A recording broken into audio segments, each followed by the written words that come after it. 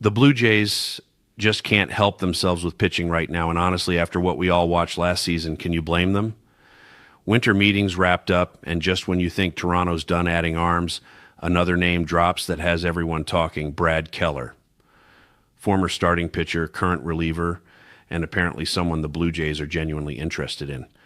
And the most interesting part, they might be looking at him as someone who could do both. Shane Bieber staying was huge. The Dylan Cease signing for $210 million was the blockbuster move of the entire offseason. Even adding Cody Poteet, the KBO MVP, showed they're serious about rotation depth. But apparently that's still not enough. Ben Nicholson-Smith reported that Toronto is interested in Brad Keller, and the way he framed it is fascinating. They want guys with starter potential, but who also have bullpen experience. Keller fits that description perfectly. Last year with the Cubs, Keller was exclusively a relief pitcher, and he was really good at it, like legitimately excellent. 2.07 ERA over 69 and two-thirds innings. That's not some tiny sample size where you can dismiss it as luck. That's real production over a meaningful stretch. He figured something out in Chicago, adjusted his approach, changed his pitch mix, and became one of their most reliable arms coming out of the pen.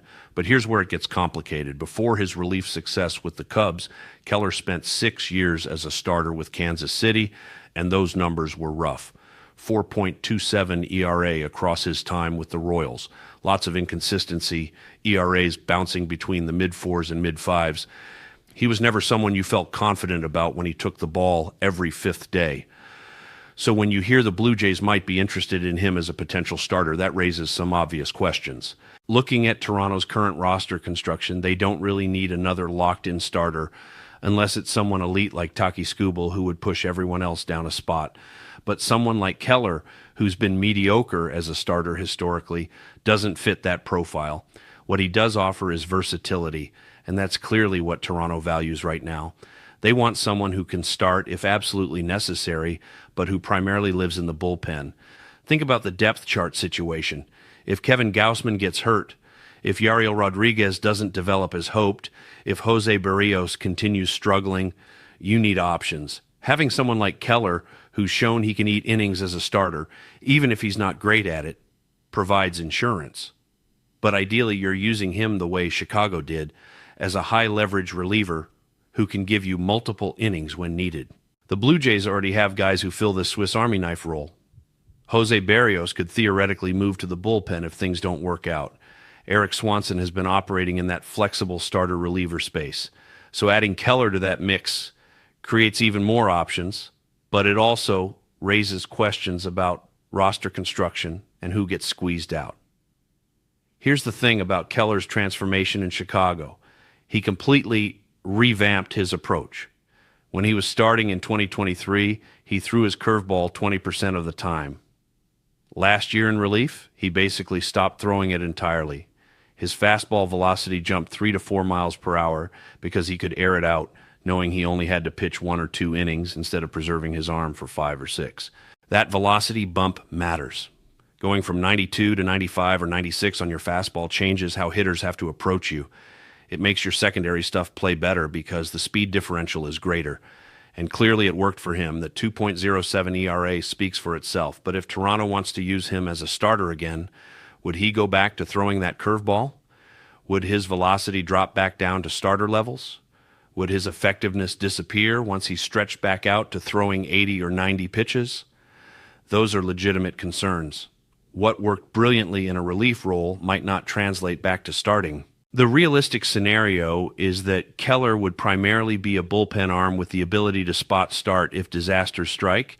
If multiple guys go down with injuries, if things are going horribly wrong, then yeah, Keller could step in and give you something resembling a major league start.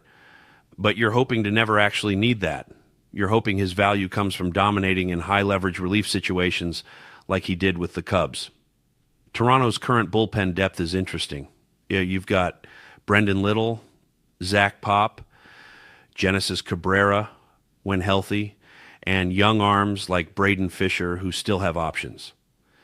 If you're bringing in Keller, someone's getting squeezed.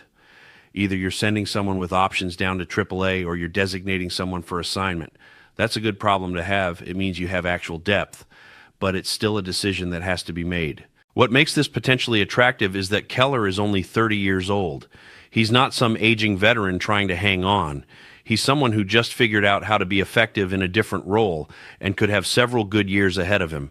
If Toronto can sign him to a reasonable deal, you're getting someone in his prime who's just coming off his best season. The salary implications matter too. Keller isn't going to break the bank. He's not commanding closer money or high-end setup man money. This would be a relatively affordable addition that gives you flexibility without committing massive resources. In an offseason where Toronto has already spent huge on Cease and is potentially looking at even bigger moves for the lineup, adding depth pieces like Keller on team-friendly deals is smart roster building. There's also the trade deadline angle to consider. If you have a surplus of arms who can do multiple things, start, go multiple innings in relief, pitch in high leverage, that gives you trade flexibility later. Maybe in July you're looking to upgrade somewhere else on the roster, and you can move one of these versatile pitchers because you have three others who can fill the same role. That optionality is valuable. But let's be honest about what we'd prefer to see. If Keller signs with Toronto, you want him in the bullpen. You want him doing what he did in Chicago, coming in for 1 or 2 innings, airing out his fastball, attacking hitters with his best stuff. That's where he's proven he can be excellent. The starting thing is just insurance, a fallback option if everything goes sideways. Would you rather see Brad Keller making a spot start or some AAA guy you've never heard of? Probably Keller, even though he'd essentially be pitching like a AAA guy in that role given his historical starting numbers. But hopefully it never comes to that. Hopefully the rotation stays healthy, the young guys develop, and Keller just gets to dominate in the bullpen all season. The bigger picture here is that Toronto looked at last year's team, identified pitching as their major weakness, and decided to absolutely flood the roster with arms. They're not being subtle about it. They're bringing in proven veterans, high upside young guys, versatile pieces who can fill multiple roles. They're creating depth and competition, betting that having too many quality pitchers is better than having too few. Some people might wonder why they keep adding middle relief types instead of going after an elite closer.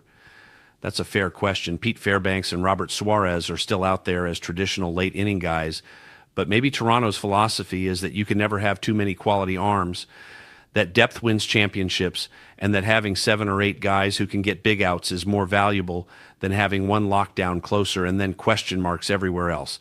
If Brad Keller signs, someone's losing their spot. That could be Tommy Nance getting designated. It could be Braden Fisher or Brennan Little getting sent down.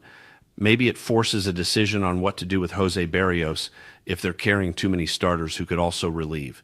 These are the kinds of roster crunches that happen when you're aggressively adding talent. But honestly, those are good problems. Last year, Toronto didn't have enough pitching depth. Guys got hurt, others underperformed, and suddenly they were scrambling. This year, they're building in so much cushion that even if things go wrong, they should still be covered. That's how you construct a roster when you're trying to compete for a championship. The offense still needs another impact bat. Everyone knows that. But on the pitching side, Toronto is doing everything possible to ensure they won't have the same problems they had last season.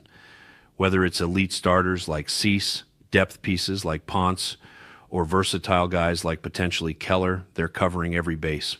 Brad Keller might seem like a minor move compared to the big splashes, but these are the signings that round out rosters and provide the depth that carries you through a 162-game season.